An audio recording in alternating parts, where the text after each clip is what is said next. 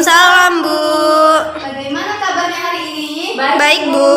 Alhamdulillah. Nah, anak-anak, sebelum kita memulai pelajaran hari ini, kita akan berdoa terlebih dahulu agar ilmu yang kita dapat hari ini dapat bermanfaat dan menjadi berkah untuk kita nantinya. Berdoa, mulai. Berdoa selesai. Oke, sekarang Ibu akan absen terlebih dahulu ya. Anissa Setiawati, Saya, Bu. Fitri Handayani, Saya, Bu. Siti Hadijah, Saya, Bu. Adiba, saya Bu. Alhamdulillah hari ini masuk semua ya. Oke, anak-anak, hari ini kita akan belajar tentang gagasan pokok dan gagasan pendukung yang ada di tema 1, indahnya kebersamaan, dan subtema 1, keragaman budaya bangsaku. Sebelumnya, Ibu akan bertanya dulu. Di sini ada yang tahu tidak gagasan pokok dan gagasan pendukung itu apa? Enggak tahu, Bu. Nggak tahu, Bu. Baiklah, Ibu akan jelaskan ya. Jadi, anak-anak, di dalam sebuah teks itu terdapat beberapa paragraf. Dan di dalam sebuah paragraf atau satu paragraf itu hanya ada satu gagasan pokok dan beberapa gagasan pendukung, tergantung dari panjang pendeknya sebuah paragraf tersebut. Nah, apa itu gagasan pokok dan gagasan pendukung?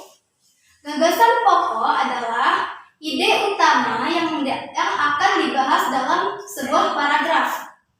Dan untuk gagasan pendukung adalah kalimat yang menjelaskan gagasan pokok.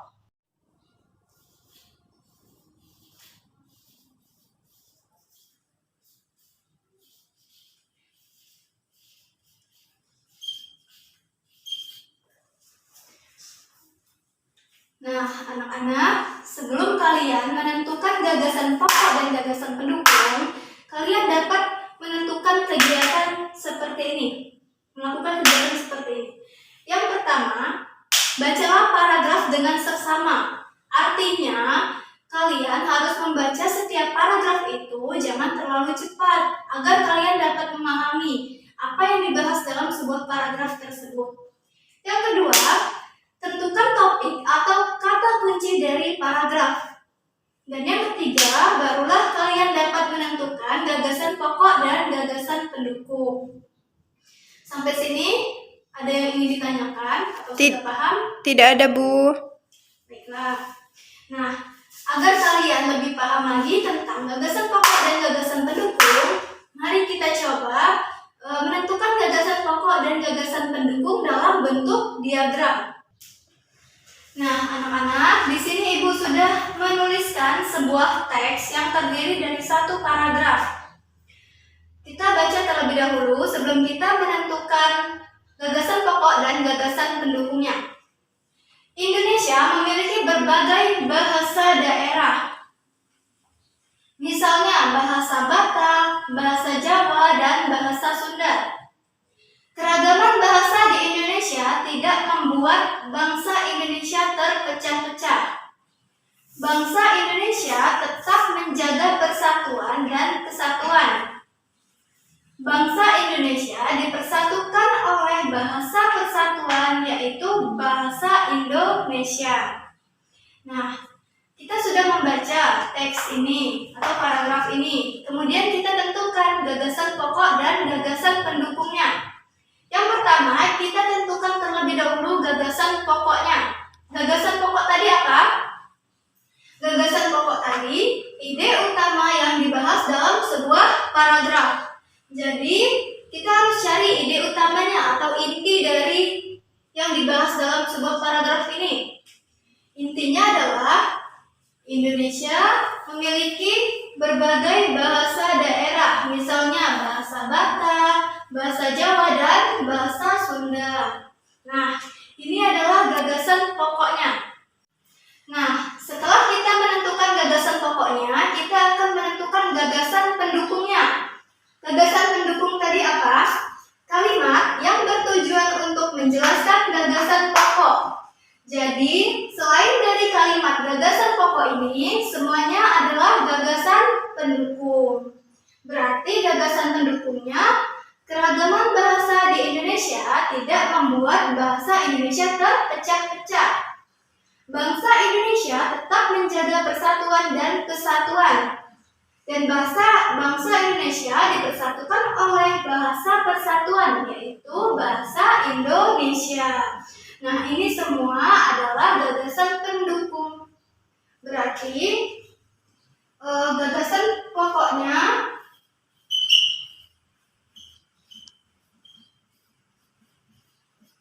berada di kalimat pertama.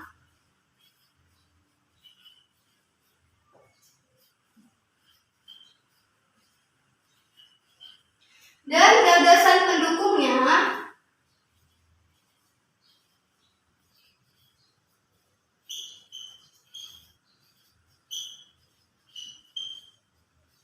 berada di kalimat kedua, ketiga, dan keempat.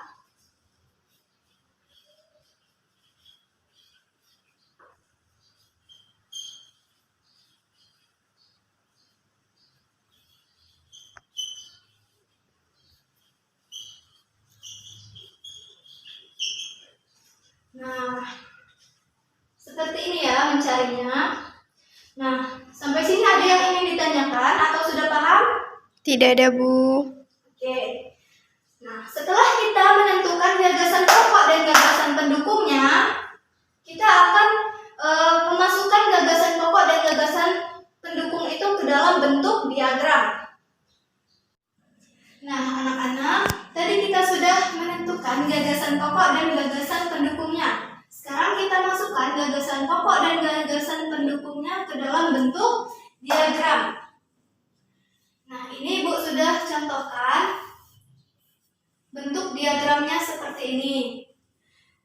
Kita tulis gagasan pokoknya tadi apa? Indonesia memiliki berbagai bahasa daerah, misalnya bahasa Batak, bahasa Jawa, dan bahasa Sunda. Kita masukkan ke dalam gagasan pokoknya. Kemudian, gagasan pendukungnya, keragaman bahasa di Indonesia tidak membuat bahasa Indonesia terpecah-pecah. Kita masukkan ke sini. Lalu kalimat kedua kita masukkan ke sana dan kalimat ketiga kita masukkan ke sini seperti yang Ibu contohkan. Jadi kalimat ketiganya, bangsa Indonesia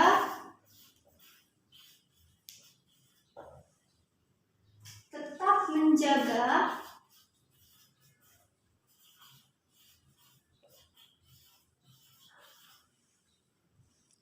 persatuan dan kesatuan.